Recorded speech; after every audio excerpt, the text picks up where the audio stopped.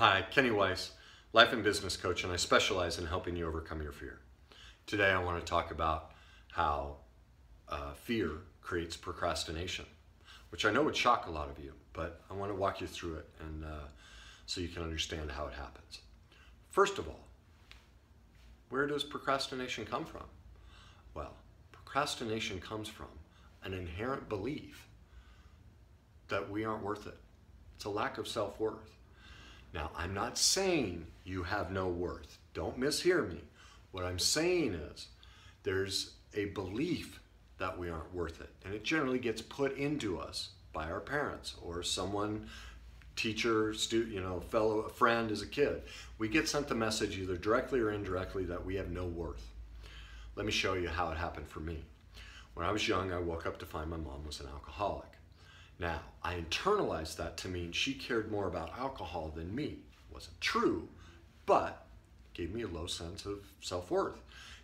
My dad also, my parents were 16 and 18 when they were married, 21 and 23 with 4 kids, all of us athletes. That cost a ton of money. So my dad was either working his tail off, or when he came home, he was stressing about how he was going to pay for the next event we had to do, right?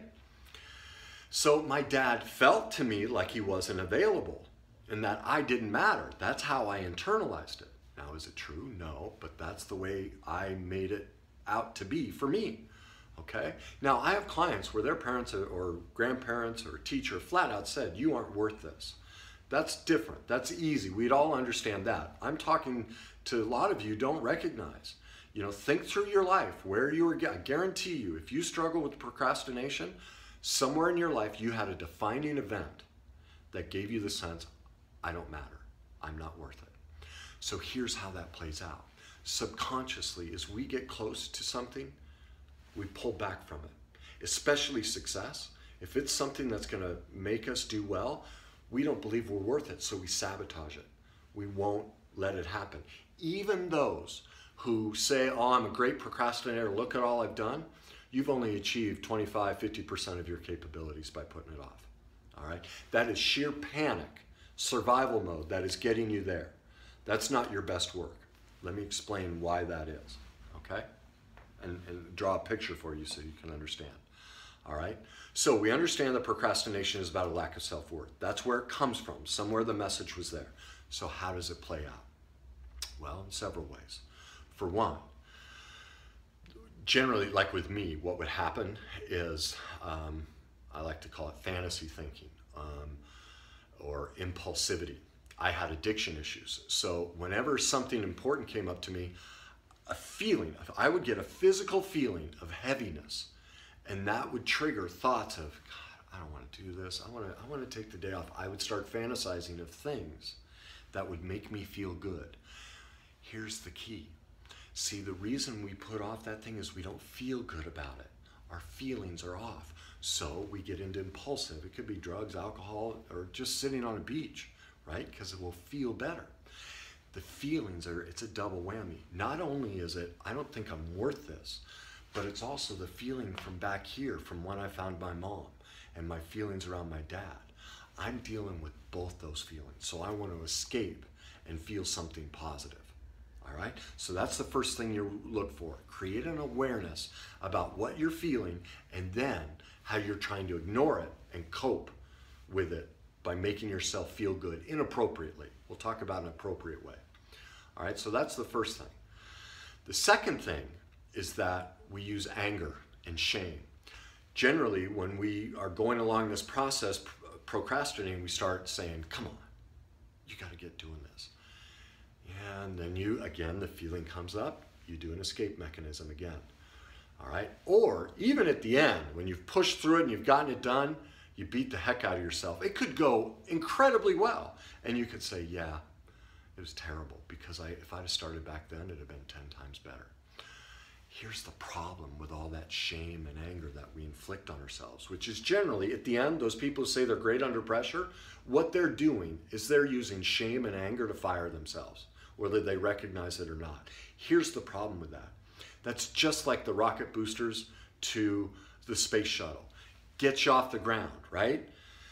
Gets it into orbit, but eventually it falls off. Shame and anger is the same way. It's a limited fuel source. As we get older, it no longer works. It drops off. That's another topic. I don't want to get into that yet, but that's what happens. It's generally why homeless people, that shame and anger propelled for a while, eventually it turns in and destroys you so much it blows up the space shuttle. It's really what it does, okay? That's what shame and anger does. That leads to learned helplessness, the third thing, which is chronic failure.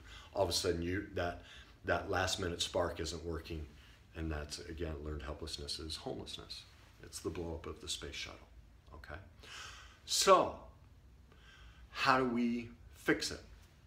3 things. First of all, awareness. What are you feeling? Recognize it. Pay attention. Just notice it to start with, and then start noticing, how do you try and avoid it? What are your coping skills, your negative coping skills? All right? That's step 1. See, for me, part of step 1 is this. When that feeling comes on, I created this sign. If I don't want to do something, it means I need to do it. That helped me. Whenever that dark feeling would come up, that was a trigger. I don't want to do something. I need to look at this. What am I feeling? Where are my thoughts going? That helped me stop the pattern. All right? Number 2 is we need to create healthy ways to feel better. True self-care, things that build self-esteem. Like for me, I go on walks, I work out, I eat right. It's all those kinds of things. Those are beneficial. Getting drunk, having affairs, whatever it may be that you do, that's destructive. All right, that's depleting those rocket boosters that are getting you off the ground. The more you do that, the more fuel you're taking out, and eventually there's nothing left to propel you. All right. Finally, I know it's that mirror work. You have to reparent yourself. That thought that showed up younger, we have to go back and teach ourselves we're worth it. That's what the self-care does. It's starting to teach yourself, I'm worth this. I do have value. The other piece is either a physically journaling affirmations, things you genuinely like about yourself, or getting in front of a mirror and telling yourself how much you like about yourself. Okay? So, I want you to ask yourself a question. How much has procrastination cost me, both personally and professionally, in my relationships and my career? Think of that. How much has it cost you? Remember, when you change your questions, you change your life. I hope that helps. Please, comments, anything about that I can expand on. If you need a little more information, please do that. Otherwise, if you'd like to get more in depth, go to my website, www.coachingtoclarity.org. Set an appointment. I'd be happy to work with you. Have a great day.